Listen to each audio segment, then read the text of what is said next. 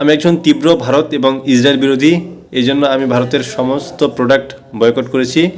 So দুদিন আগে আমি এক দোকানে গিয়েছিলাম, দোকানে গিয়ে সেদিন শুক্রবার আমি ওনাকে গিয়ে দোকানদারকে বলতেছি যে আমাকে একটা শ্যাম্পু দেন, কিন্তু ইন্ডিয়ান প্রোডাক্ট দিয়ে না। সো এটা শুনে তিনি রাগ হয়ে গেলেন এবং তিনি আমাকে ইন্ডিয়ার কত কল্পকাহিনী বলতেছে এবং তিনি বলতেছে যে ইন্ডিয়ার সময়, মুক্তিযুদ্ধের সময় ইন্ডিয়া থেকে অনেক লোক আসছিল, তারা আমাদের দেশকে সাহায্য করছে এবং তারা পাকিস্তানের সম্বন্ধে এত এত মানে খারাপ নেগেটিভিটি বলছে। হ্যাঁ, এটা ঠিক যে পাকিস্তানিরা আমাদের উপর নৃশংস চালাচ্ছে, আমাদের মা বোনদের হত্যা করছে। তার সবচেয়ে বড় টুইস্টটা হচ্ছে উনি বলছে যে পাকিস্তানের সময় যে আমাদের যে রাজাকারগুলো ছিল সবার নাকি দাড়ি টুপি। আমি বললাম সবার দাড়ি টুপি ছিল, আপনি দেখাতে পারবেন কোথাও দাড়ি টুপি ছিল? উনি বলছে হ্যাঁ আমি তো দেখছি দাড়ি টুপি ছিল। কিন্তু আপনি যদি গুগলে যে সার্চে যদি দেখেন, দেখবেন যার রাজাকার ছিল প্রকৃতির অর্থে তাদের শুধু ছোট্ট একটা মোচ ছিল এবং সব কিছু ক্লিন চেক করা। এই যে দেখুন ওই দোকানদার লোকটা কিন্তু মুসলমান ছিল, মুসলিম, কিন্তু সবচেয়ে বড় কি জানেন, উনি ছিলেন পাক্কা একজন আওয়ামী লীগ।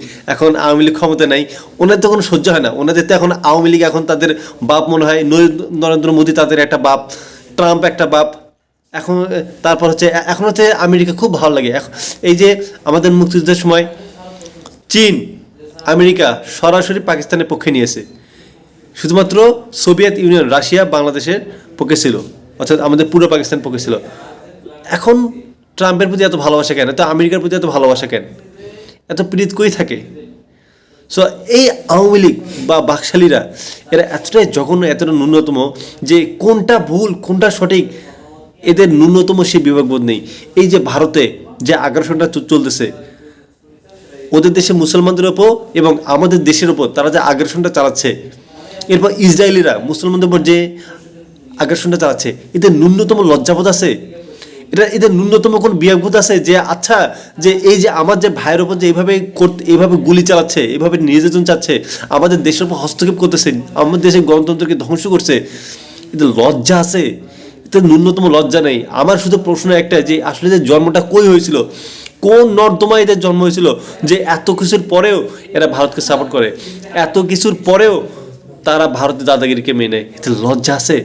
পাকিস্তানকে আমরা অবশ্যই ঘৃণা করি, কারণ পাকিস্তান আমাদের উপর জুলুম করেছে, আমরা অবশ্যই তার শাস্তি চেয়েছি এবং যার রাজাকার অবশ্যই তাদের প্রকৃত শাস্তি হোক। কিন্তু আপনি যেহেতু 1971 সাল থেকে 2024 পর্যন্ত এই প্রত্যেকটা দিন আপনি দেখাতে পারবেন এমন কোনো দিন বাকি গেছে যে দিনে আপনার এই ভারতের বিএসএফ কোনো বাংলাদেশকে মানেনি। এই মুক্তিযুদ্ধের সময় ভারত যে পরিমাণ কোটি কোটি হাজার হাজার কোটি টাকার ডলারের সম্পত্তি এই বাংলাদেশ থেকে তারা পাচার করছে, এর দায়ভার কে? এই যে মুক্তিযুদ্ধের সময় যখন পাকিস্তান যখন হার মানে, তখন যে চুক্তিটা সন্ধি চুক্তি যে হয়, আত্মসমর্পণ চুক্তি, সেখানে কেন বাংলাদেশের কাউকে রাখা হয়নি? সেখানে কেন ভারতের সেনাপতি জগদীশ সিং অরোরাকে রাখা হয়েছিল?